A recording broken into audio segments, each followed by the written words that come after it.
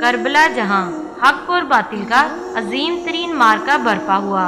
حضرت امام حسین رضی اللہ تعالیٰ عنہ جب کربلا کے میدان میں اپنے اہل بیت کے ساتھ پہنچے تو یزیدی لشکر نے نہ صرف ان پر حملہ کیا بلکہ ان پر پانی بھی بند کر دیا۔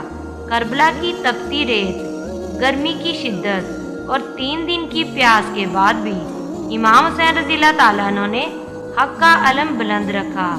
ایک دل دہلا دینے والا منظر اس وقت پیش آیا جب 6 ماہ کے ننھے علی اصغر کو امام حسین نے گود میں لے کر میدان جنگ کی طرف بلند کیا اور فرمایا، اگر مجھے دشمن سمجھتے ہو تو اس معصوم بچے کو تو پانی دو۔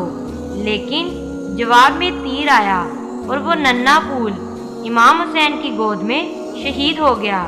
کربلا صرف جنگ نہیں تھی، یہ صبر، قربانی اور حق پر ڈٹ جانے کا پیغام ہے۔